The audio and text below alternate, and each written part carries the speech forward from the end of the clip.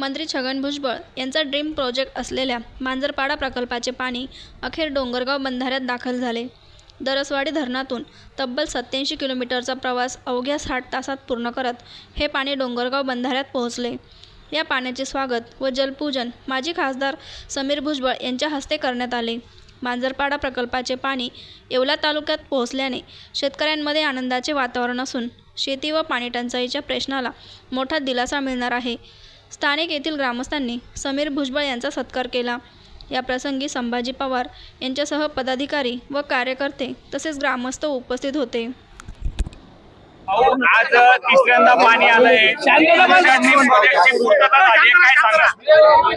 खऱ्या अर्थाने या येवलेकर वासियांच्या स्वप्नाची ही स्वप्नपूर्ती आहे. त्यांनी आदरणीय भुजबळ साहेबांना इथे संधी दिली, काम करण्याची संधी दिली आणि इकडच्या पाण्याचा जो प्रश्न सोडवण्यासाठी साहेबांच्या पाठीमागे भक्कमपणे ते उभे राहिले आणि त्यामुळेच खऱ्या अर्थाने जे आहे साहेब या पूर्ण ताकदीनिशी जे आहे महाराष्ट्रामधली नाही तर अख्ख्या देशामधला हा सर्वात प्रथम असा झालेला हा प्रोजेक्ट आहे.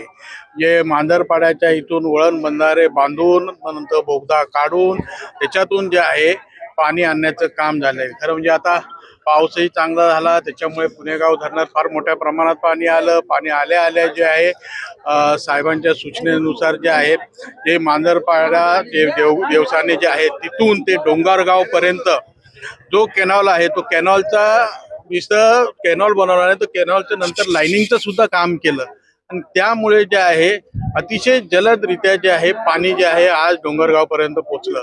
खरं म्हणजे गेल्या वर्षी सुद्धा पाणी आलं होतं परंतु लाईनिंगचं थोडं काम बाकी होतं, काही गेटचं काम बाकी होतं, परंतु आता सगळं काम पूर्णतः कंप्लीट झाल्यामुळे दरसवाडीपासून ते डोंगरगाव अवघ्या 2 दिवसामध्ये जे आहे पाणी इथे डोंगरगावला पोहोचलं आणि आता या डोंगरगावचं पाणी सगळं भरल्यानंतर आस्ती पाठीमागचे जेवढे धरणं जे आहे ते सर्व भरून घेण्याचे आदेश साहेबांनी जे आहे अधिकाऱ्यांना दिलेले आहेत.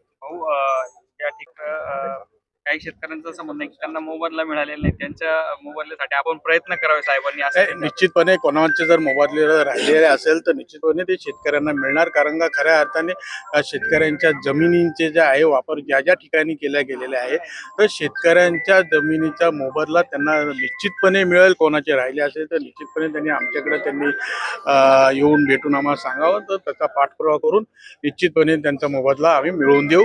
आणि तसेच सर्व येवलेकरांना जनतेला जे आहे आता ह्या पुढे जे आहे सुखाचे समाधानाचे दिवस येणार आहे. गेल्या वर्षी सुद्धा पाणी आल्यानंतर सर्व धरणं आपण भरून घेतले आणि गेल्या वर्षामध्ये जर बघितलं तर पिकाचं उत्पादन सुद्धा फार मोठ्या प्रमाणात झालेलं आहे आणि खास करून जे आहे आता जे आहे मक्याचं पीक जे आहे फार मोठ्या प्रमाणात शेतकऱ्यांनी घेतलेलं आहे आणि त्याच्यामुळे जे आहे सर्व शेतकऱ्यांना जे आनंदाचे आणि सुखीचे दिवस आहे.